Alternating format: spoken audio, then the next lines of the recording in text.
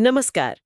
आज हम बात कर रहे हैं नेपोलियन हिल की क्लासिक किताब सोचो और अमीर बनो पर आधारित एक विश्लेषण की। ये किताब हिल के 25 साल के लंबे रिसर्च पर आधारित है। उन्होंने अपने जमाने के जो सबसे सफल लोग थे, है ना, हाँ उनके सोचने का तरीका समझा। हाँ बिल्कुल। और आज हम सिर्फ उन सिद्धांतों को दोहराएंगे नहीं, बल्कि ये समझने की कोशिश करेंगे कि हिल के हिसाब से ये जो हमारे विचार हैं, हमारी सोच है, उसका सफलता से और खासकर वेल्थ क्रिएशन से इतना गहरा कनेक्शन कैसे है। बिल्कुल। तो चलिए इस विश्लेषण के जरिए इन आइडियाज में थोड़ा और गहरा उतरते हैं। ये सिर्फ अच्छा सोचो वाली बात नहीं है। नहीं नहीं। ये एक बहुत स्पेसिफिक फोकस्ड सोच और उसको अमल में लाने का एक पूरा प्रोसेस है, जैसा हिल बताते हैं। और पहला कदम ही शायद सबसे अहम, तेज इच्छा, बर्निंग डिजायर जिसे कहते हैं। ये सिर्फ एक चाहत से तो बहुत ज्यादा है ना। हाँ बहुत ज्यादा। हिल इसे इतना जरूरी क्यों मानते हैं, ये पहला ही कदम क्यों? हिल की ये इच्छा ही असल में वो स्पार्क है, वो चिंगारी जो सब कुछ शुरू करती है। ये सिर्फ चाहना नहीं है, ये एक जुनून है, एक धुन सवार होना जिसे कहते हैं। उनका तर्क है कि जब इच्छा इतनी तेज होती है ना, तो वो आपके पूरे ध्यान को खींच लेती है, फोकस कर देती है, आपको क्रिएटिव बनाती है। आप फिर समाधान खोजने लगते हैं। ये एक तरह से अपने सबकॉन्शियस माइंड को प्रोग्राम करने जैसा है कि हाँ, ये लक्ष्य हासिल करना ही है। अच्छा, दिलचस्प। ये इच्छा वो इंजन है जो पूरी गाड़ी को खींचता है। बिल्कुल। लेकिन सिर्फ इंजन काफी नहीं होता। हिल मास्टरमाइंड ग्रुप की भी बात करते हैं। ये आजकल की नेटवर्किंग से अलग कैसे है? क्या ये बस एक जैसे सोचने वाले दोस्तों का ग्रुप है या कुछ और? ये उससे कहीं ज्यादा गहरा है। हिल का शब्द है सामूहिक बुद्धिमत्ता, कलेक्टिव इंटेलिजेंस। अच्छा। उनका मानना था कि जब दो या दो से ज्यादा दिमाग किसी एक तय लक्ष्य के लिए बिल्कुल तालमेल में काम करते हैं, एक हार्मनी में, तो एक तीसरी अनदेखी शक्ति पैदा होती है, एक तरह का साझा दिमाग। और ये साझा दिमाग अकेले इंसान की सोच से कहीं ज्यादा ताकतवर और क्रिएटिव होता है। तो ये सिर्फ सलाह लेना देना नहीं है, ये विचारों का टकराना है, एक दूसरे को पुश करना, इंस्पायर करना और हाँ, अकाउंटेबल भी बनाना है। समझ गई। तो तेज इच्छा आपको डायरेक्शन देती है। हाँ। और मास्टरमाइंड ग्रुप आपको उस रास्ते पर चलने के लिए जरूरी दिमागी और शायद इमोशनल सपोर्ट भी देता है। बिल्कुल सही, इमोशनल सपोर्ट भी। लेकिन किताब में और भी कई चीजें हैं, जैसे विश्वास, फेथ और ऑटो सजेशन, खुद को सुझाव देना।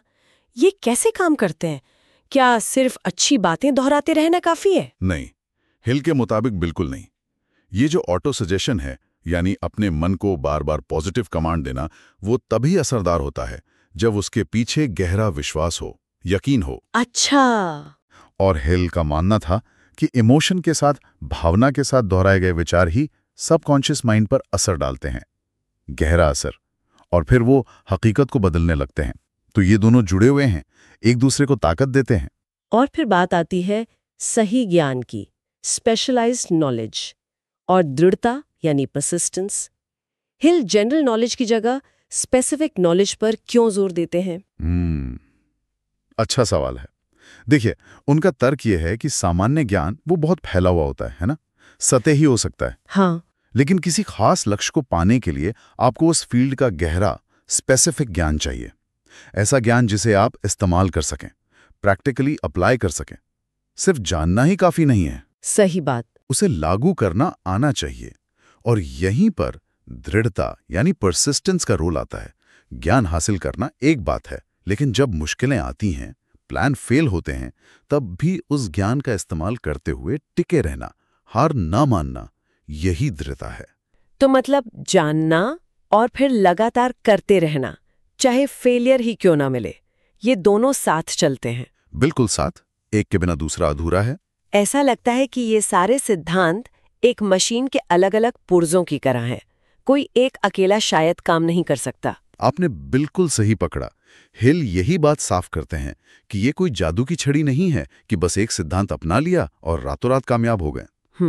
ये सभी सिद्धांत, इच्छा, विश्वास, ऑटो सजेशन, वो विशिष्ट ज्ञान, मास्टरमाइंड, दृढ़ता, ये सब एक दूसरे से जुड़े हैं और इन्हें लगातार एक डिसिप्लिन के साथ जिंदगी में उतारना पड़ता है। ये एक पूरी प्रक्रिया है, मानसिक भी और व्यवहारिक भी। और शायद इसीलिए ये सिद्धांत सिर्फ पैसा कमाने तक ही सीमित नहीं है।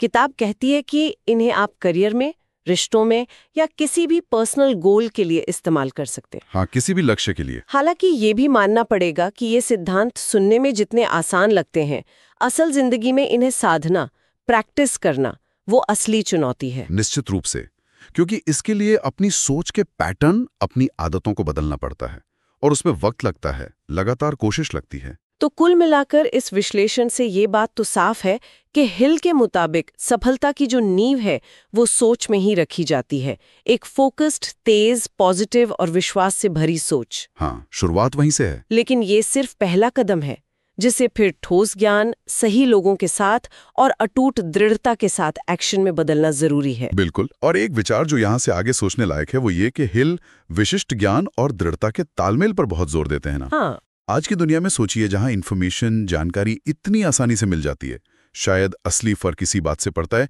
कि कौन उस जानकारी पर, उस ज्ञान पर अटूट विश्वास और दृढ़ता के साथ तब तक अमल करता रहता है जब तक कि नतीजा न मिल जाए।